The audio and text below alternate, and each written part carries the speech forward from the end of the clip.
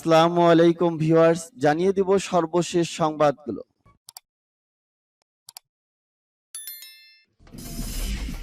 সংবাদের শুরুতেই জানিয়ে দিব সংবাদ শিরোনাম।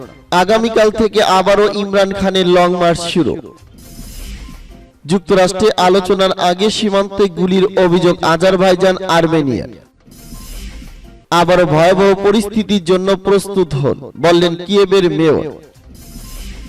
বিশ্বে বভার ৩৭৩ এর মতো ব্যবস্থার অধিকারী দ্বিতীয় দেশ ইরান, বললেন কমান্ডার। এবং জানিয়ে দিব সর্বশেষ শিরোনাম। তাইওয়ানের চারপাশে চীনের ৪৪ যুদ্ধ বিমান। এতক্ষণ শুনছিলেন সংবাদ শিরোনাম, এখন শুনবেন সংবাদের বিস্তারিত। তো বন্ধুদের কাছে রিকোয়েস্ট রইল, এই ভিডিওতে একটা লাইক দিবেন, আর ভালো লাগলে অবশ্যই বন্ধুদের মাঝে শেয়ার করে দিবেন। আগামীকাল থেকে আবারও ইমরান খানের লং মার্চ শুরু। আগামীকাল মঙ্গলবার থেকে আবারও শুরু হচ্ছে ইমরান খানের লং মার্চ। সংবাদ সম্মেলনে পাকিস্তান তেহরিক ই ইনসাফ বা পিটিআই এর চেয়ারম্যান এবং সাবেক প্রধানমন্ত্রী ইমরান খান বলেছেন, আমরা দলীয়ভাবে সিদ্ধান্ত নিয়েছি ওয়াজিরাবাদের যে স্থানে আমি সহ দলের 11 জন গুলিবিদ্ধ হয়েছে সেখান থেকে মঙ্গলবার থেকে পিটিআই এর লং মার্চ শুরু হবে। নতুন সিদ্ধান্ত অনুযায়ী ওয়াজিরাবাদ শহর থেকে রাওয়ালপিন্ডির শহর হয়ে রাজধানী ইসলামাবাদে পৌঁছাবে পিটিআই এর লং মার্চ। সংবাদ সম্মেলনে এ প্রসঙ্গে ইমরান খান বলেন, আমি এখান থেকে দলের নেতাকর্মীদের সঙ্গে প্রতিদিন যোগাযোগ রাখব। আগামী 10 থেকে 14 দিনের মধ্যে নেতাকর্মীরা রাওয়ালপিন্ডি পৌঁছাবে, আমি সেখান থেকে তাদের সঙ্গে যোগ দেব। ইমরান খান 2018 সালে ভোটে জিতে পাকিস্তানের প্রধানমন্ত্রী হন। ক্ষমতা হারানো ইমরান খান নতুন নির্বাচনের দাবি তুলে পাকিস্তানের লং মার্চের ডাক দেন।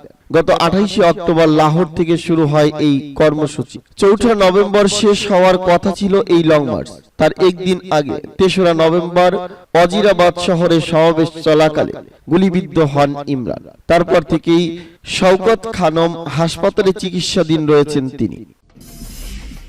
যুক্তরাষ্ট্রে আলোচনার আগে সীমান্ত গুলির অভিযোগ আজারবাইজান আর্মেনিয়ার। আর্মেনিয়া ও আজারবাইজান সীমান্তে গোলাগুলির জন্য পরস্পরকে দোষারোপ করছে। 2020 সালের সেপ্টেম্বরে সাবেক সোভিয়েত ইউনিয়নভুক্ত দুই দেশ 43 দিনের যুদ্ধে লিপ্ত হয়। রাশিয়ার মধ্যস্থতায় যুদ্ধবিরতি হলেও থেমে থেমে সীমান্তে সংঘর্ষ জড়িয়েছে দুই প্রতিবেশী দেশ।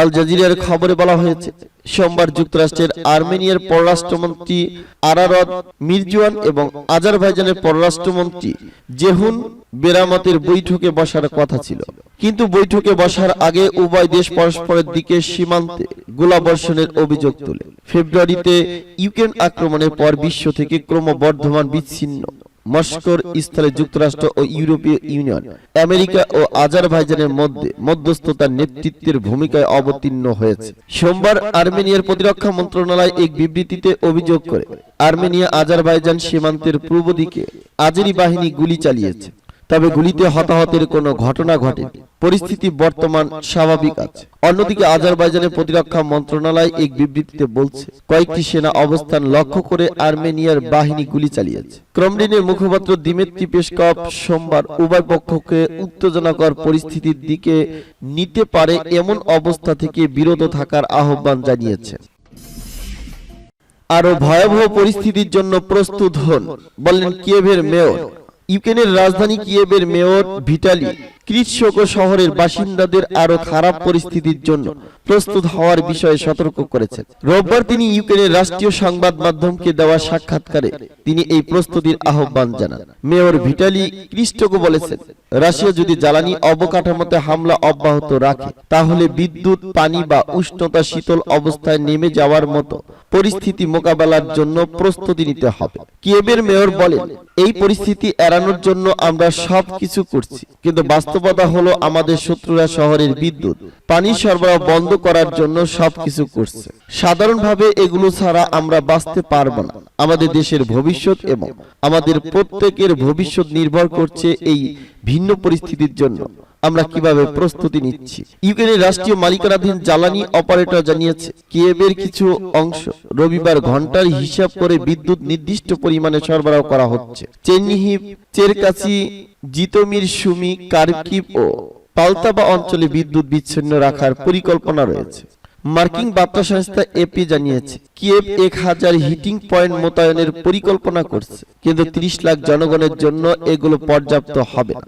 গত কয়েক সপ্তাহ ধরে ক্ষেপণাস্ত্র ও ড্রোনের সাহায্যে বেশিরভাগ জ্বালানি স্থাপনায় ধারাবাহিকভাবে হামলা চালিয়ে আসছে রুশ বাহিনী। এতে অনেক গুরুত্বপূর্ণ জ্বালানি স্টেশন ধ্বংস হয়ে গেছে, ফলে বহু বাড়িঘর বিদ্যুৎ বিচ্ছিন্ন হয়ে পড়েছে। শুক্রবার রাশিয়ার বিরুদ্ধে জ্বালানি সন্ত্রাস চালানোর অভিযোগ তুলে প্রেসিডেন্ট ভ্লাদিমির জেলেনস্কি বলেছেন, ইউক্রেনের জ্বালানি সেক্টরে রাশিয়ার ধারাবাহিক হামলার কারণে 40.5 লাখ মানুষ এখন বিদ্যুৎহীন অবস্থায় রয়েছে।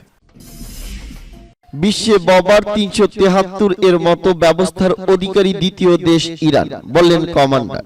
ইরানের সেনাবাহিনীর অ্যারো স্পেস ফোর্সের commander brigadier general Ali Reza শাহাবিফাত বলেছেন, রাডার ফাঁকি দিতে সক্ষম জঙ্গি বিমান এবং ড্রোনকে ধ্বংস করতে সক্ষম ববার 373। ইসলামী প্রজাতন্ত্র ইরানের প্রতিরক্ষা মন্ত্রণালয় গতকাল দেশে তৈরি ক্ষেপণাস্ত্র প্রতিরক্ষা ব্যবস্থা ববার 373 এর উন্নত সংস্করণ উদ্বোধন করেছে। এই প্রতিরক্ষা ব্যবস্থা প্রসঙ্গে শাহাবিফাত আরো বলেছেন, বিশ্বে আর মাত্র একটি দেশের কাছে ববার 373 এর উন্নত সংস্করণের সমপর্যায়ের ক্ষেপণাস্ত্র প্রতিরক্ষা ব্যবস্থা রয়েছে। এই ক্ষেপণাস্ত্র প্রতিরক্ষা ব্যবস্থার সাহায্যে পঞ্চম প্রজন্মের জঙ্গি বিমানকেও আঘাত করা সম্ভব, যে কোনো রাডার ফাঁকি দিতে অত্যন্ত পারদর্শী। তিনি বলেন, আমরা এই প্রতিরক্ষা ব্যবস্থা দিয়ে পরীক্ষা সম্পন্ন করেছি। 43,000 ফুট উচ্চতে থাকা ড্রোনকে এই ক্ষেপণাস্ত্র ব্যবস্থা দিয়ে ধ্বংস করা হয়েছে। শাহাবিফাত জানান, ইরান ছাড়া আর মাত্র একটি দেশের কাছে এ ধরনের ক্ষেপণাস্ত্র প্রতিরক্ষা ব্যবস্থা রয়েছে। অন্য দেশগুলো যদি এই ব্যবস্থা তৈরি করতে চায় তাহলে তাদের আরো 20 বছর সময় লাগবে। ইরান ক্রমান্বয়ে এই ব্যবস্থার পাল্লা বাড়িয়েছে বলে জানান এই কমান্ডার। তাইওয়ানের চারপাশে চীনের 44 যুদ্ধ বিমান। চীনের অন্তত 44টি যুদ্ধ বিমান, 4টি যুদ্ধ জাহাজ এবং 2টি ড্রোন তাইওয়ানের চারপাশে মহড়া দিয়েছে। এর মধ্যে অন্তত 15 যুদ্ধ বিমান ও 2টি ড্রোন দুই দেশের মধ্যবর্তী নিয়ন্ত্রণ রেখা অতিক্রম করে তাইওয়ানের আকাশ সীমায় প্রবেশ করেছিল। তাইওয়ানের প্রতিরক্ষা মন্ত্রণালয় বরাত দিয়ে এ তথ্য জানায় তুরস্কের সংবাদ মাধ্যম আনাদোলু এজেন্সি। তাইওয়ানের প্রতিরক্ষা মন্ত্রণালয় এক বিবৃতিতে জানিয়েছে, তারা তাদের রাডারে অন্তত 44টি চীনা যুদ্ধ বিমান ও 4টি যুদ্ধ জাহাজের উপস্থিতি লক্ষ্য করেছে। এর মধ্যে চীনের পিপলস লিবারেশন আর্মির অন্তত 15টি যুদ্ধ বিমান এবং 2টি ড্রোন মধ্যবর্তী নিয়ন্ত্রণ রেখা পার করেছিল। বিবৃতিতে তাইপো আরো জানিয়েছে, চীনের 4টি যুদ্ধ বিমান তাইওয়ানের পূর্ব প্রান্তের আকাশ প্রতিরক্ষা চিহ্নিতকরণ জোনের উপর দিয়ে উড়ে গেছে। সম্প্রতি চীনের প্রেসিডেন্ট শি জিনপিং তাইওয়ান ইস্যুতে বল প্রয়োগ করা থেকে চীন সরে আসবে না বলে হুঁশিয়ারি দিয়েছেন।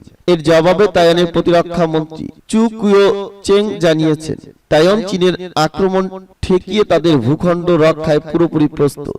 তাইওয়ানের সামরিক বাহিনী চীনের যে কোনো আক্রমণ ঠেকাতে পুরোপুরি প্রস্তুত থাকবে। চীন সবসময় এগিয়ে আনুক বা পিছিয়ে দিক, তাইওয়ান সবসময় প্রস্তুত। তাইওয়ানের সামরিক বাহিনী জানে যুদ্ধের প্রস্তুতির সময় তাকে কি করতে হবে, তার পরবর্তী সেকেন্ডে বা পরের ঘন্টায় কি করতে হবে তাও জানে। বেজিং তাইওয়ানে আক্রমণ করার সময় সীমা এগিয়ে আনুক বা পিছিয়ে নিক, তার বিপরীতে তাইওয়ানের বাহিনী অলস বসে থাকবে না। তাদেরও নিজস্ব সময়সীমা আছে বলে জানান চু কু চিং।